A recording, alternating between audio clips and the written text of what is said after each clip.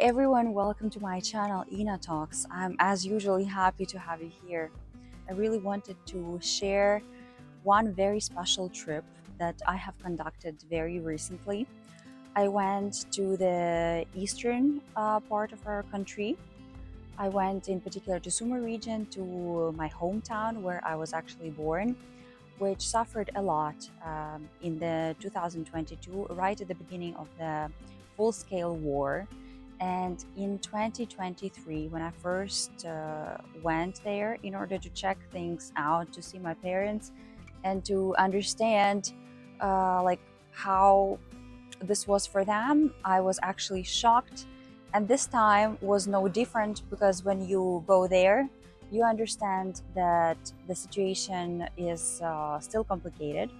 You understand that the safety conditions are quite different from the western areas and also the central area.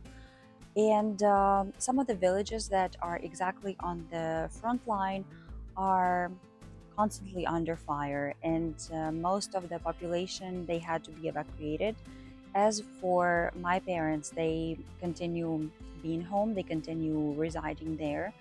Their home is very dear to them. They don't see themselves fit for like living abroad, going anywhere else, because they have put their whole life effort in order to make a home out of that apartment. They did most of the construction inside of the apartment by themselves. They didn't seek any kind of help, any kind of assistance. So their home is very special to them. And of course, it is very special to me because I spent my first 16 years of life in that apartment, particularly, even though we did live, I was born when we lived in the private house, but it was super small, and my grandma was there as well.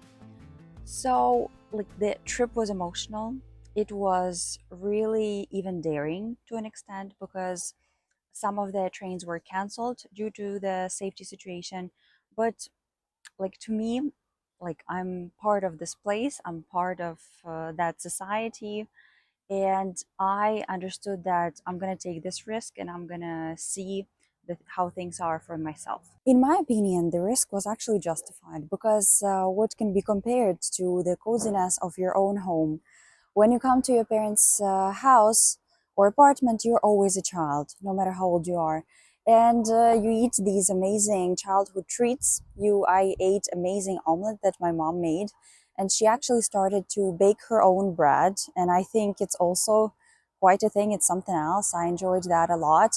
We had a lot of soulful conversations, and of course, we spoke about the experiences that they had during the occupation in the 2022. We actually cannot avoid these talks because they are part of the really striking history that took place years ago, but we still don't know what future holds. And of course, there are hopes that everything's going to be fine and the situation will get better, but I don't think there is any kind of guarantee in that regard. That's why they are learning to live in the moment, and to be prepared for whatever hazard. Truth be told, I actually didn't spend too much time in my hometown after I left for Kiev in order to get the higher education and to basically find a job and try to make a living. I didn't necessarily have a very happy childhood, because on one hand I was bullied, on the other hand I was trying to learn things, to actually participate in some music competitions, in some educational competitions as well. I really was curious to learn things, and I still am, but I guess my classmates did not appreciate that. I had a very strong competitive spirit, and I wanted to prove myself, maybe prove themselves that I was better, that I was smarter, that I could do more. Now when I think about it, it was quite a difficult childhood experience. I don't want to use the word traumatic, maybe that's a correct one too. Let me know if you want to know, if you want to watch a video about my childhood. I actually have quite a few insights about that. If you would like to learn about that, let me know. I would love to film such an episode. I just wanted to say that my hometown was like mildly developed.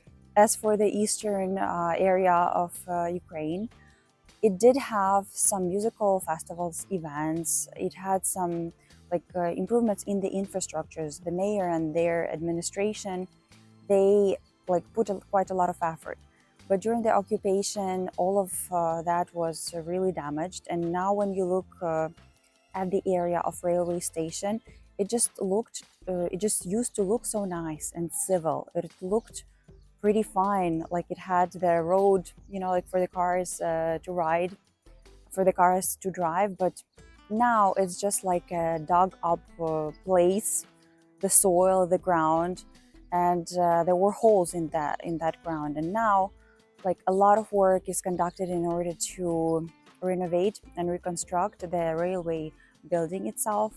The basement of the railway building was used for torturing people, and in general, the infrastructure was used in order to hit the targets in the nearby towns. So now a lot of effort will be put and is being put in order for it to look better and for people to have a better quality of life. But the process is ongoing, and you understand that it takes time. I loved having you here in this video today. Thank you for joining. Don't forget to subscribe if you haven't done so. You just have to do it after this video, I suppose. Press the like button, leave a comment, and I definitely wish you to have a wonderful week.